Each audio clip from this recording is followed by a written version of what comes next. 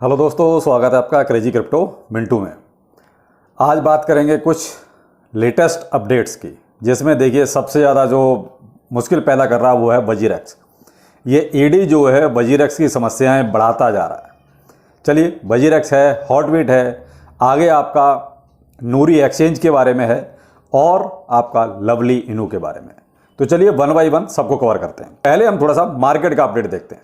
Market देखिए, अभी BTC रात बहुत अच्छा चल रहा था और 25,200 को क्रॉस भी किया आज, और उसके बाद देखिए फिर से नीचे 24,000 की अपनी रेंज में आ गया है। यानी 25,000 के ऊपर अभी जो है रुक नहीं पा रहा है। टच पहले किया लेकिन आज टच वो ऊपर निकल गया, 25,200 भी पहुंच गया लेकिन नीचे आ गया, यानी कि 24,000 की रेंज में आ गया है। एक सिवाइनू में बहुत अच्छी रैली चली रात को। मैंने रात को ही अपडेट किया था और वीडियो भी उस पर एक शॉर्ट बना के दिया था, तो जिन लोगों ने देखा होगा शायद कुछ थोड़ा बहुत प्रॉफिट अपना बुक किया हो। बाकी जो अब आ जाते हैं हम अपना वजीरेक्स पर।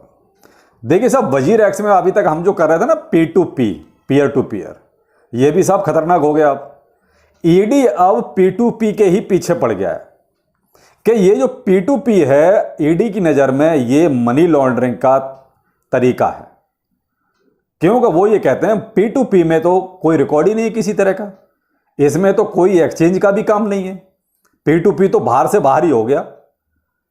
तो वजीरेक्स की जो समस्या है वो अब P2P के जरिए और बढ़ने वाली है।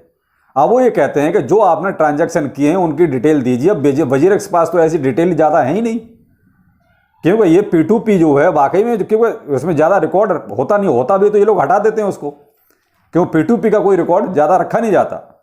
तो अब वजीरेक्स ने जो है P2P की डिटेल भी मांगी है सारी वजीरेक्स से कि अब जो है आप P2P जितने आपने ट्रांजैक्शन किए हैं वो बताइए। अब समस्या यहां जो आती है वो ये आती है कि साहब जिसने किए, यानी कि हमने और आपने, कहीं ऐसा ना हो कि आफत वजीरेक्स तो वजीरेक्स हम लोगों के ऊपर भी आ जाए।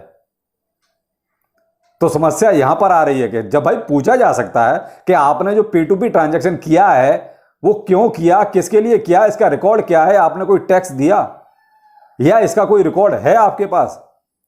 तो ये P2P भी अब इंडिया में आफत बन जाएगा आगे आने वाले वक्त में, अगर जो यही हालात रहे तो। देखिए, मैं डरा नहीं रहा हूं, बाकायदा ये नोट है एक। तो जो वजीरेक्स के लिए ये इशू किया गया है कि आप जो है P2P का भी रिकॉर्ड दीजिए, कि जो आपने P2P ट्रांजैक्शन कराए हैं उसका रिकॉर्ड दीजिए। तो अब मैं तो देखिए एक स्टेप और आगे की सोच रहा हूं कि अगर एक्सचेंज से मांगा जाएगा, चलिए खुदा ना खास्ता एक्सचेंज ने अगर दे भी दिया तो रिकॉर्ड देगा ना, रिकॉर्ड देगा तो उसमें किसका नाम होगा, हमारा और आपका। भाई ट्रांजैक्शन तो हमने किया है ना। तो जो भी है साहब, देखिए वजीरेक्स की समस्याएं बढ़ रही हैं, उसके साथ कहीं ना कहीं हो सकता है हम लोगों के साथ भी कुछ ना कुछ दिक्कत पैदा हो सकती है। अभी देखिए डरने वाली बात नहीं है, ये वक्त बताएगा जो भी है। लेकिन एक न्यूज आप तक पहुंचानी बहुत जरूरी थी कि P2P भी अब आप थोड़ा सा सोच समझ कर करें। जिस हॉटबिट, देखिए साहब, हॉटबिट में अभी तक किसी तरह का कोई अपडेट नहीं है और जैसा था सस्पेंड वैसा ही है। वो लगे हुए हैं, वो एक ट्वीट कर देते हैं हाँ जी ठीक है हम लगे हुए हैं, जल्द से जल्द इसको ओपन करेंगे, लेकिन कोई टाइम फ्रेम अभी तक उनका ऐसा नहीं है। तो जो लोग कमेंट में ये पूछ रहे हैं कि सर हॉटबिट का क्या हुआ, तो देखिए साहब, हॉटबिट अभी भी सस्पेंड है और कोई टाइम फ्रेम अभी उन्होंने ऐसा नहीं रखा है कि इसको कब ये रीओपन कर रहे हैं पूरी तरीके से, जिसमें हम सारी चीज़ें अपनी कर सकें। आगे लेते हैं लवली इनू। लवली इनू ने तो सबका देखो लवली लवली करके और वो अपना काम कर लिया है। आप लोग अब क्या हुआ आपका वो तो आप जानो।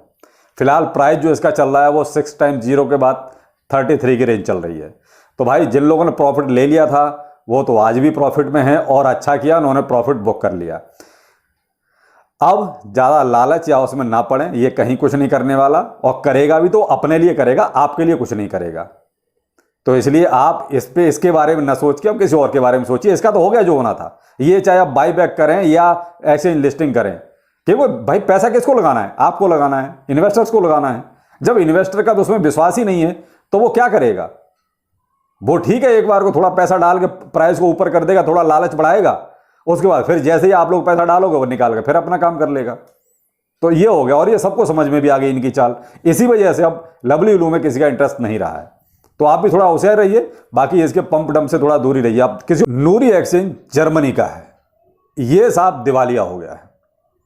अब इनके साथ भी जो दिक्कत थी, इन्होंने भी जो है सेल्सियस और 3 एरो ये भी उसके साथ ही लपेट में थे, तो वो तो पहले दिवालिया हो चुके और अब इन्होंने भी अपना घोषित कर दिया है कि साहब हम भी दिवालिया हो गए हैं। तो यार ये एक सबसे बड़ी समस्या है कि आप तो दिवालिया हो गए, लेकिन आपके साथ जो इन्वेस्टर है उसका क्या होगा, उसे आपने पहले जीते जी मार दिया।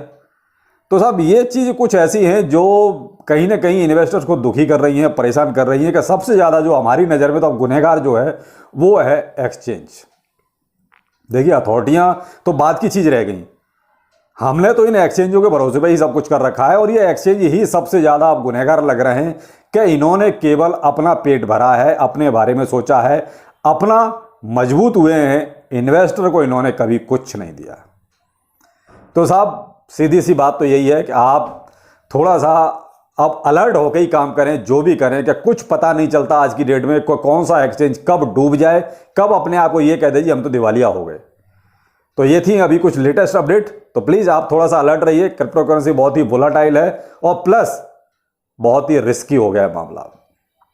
ये रिस्क की वजह से ही मामला थोड़ा सा आप वो कहते हैं कि अंदर से हलचल पैदा करता है। खैर जो भी है हिम्मत बांध के रखिए, लेकिन ये है कि थोड़ा सा सतर्क रहना बहुत जरूरी है। तो चलिए फिर मिलते हैं किसी अपडेट के साथ। नमस्कार।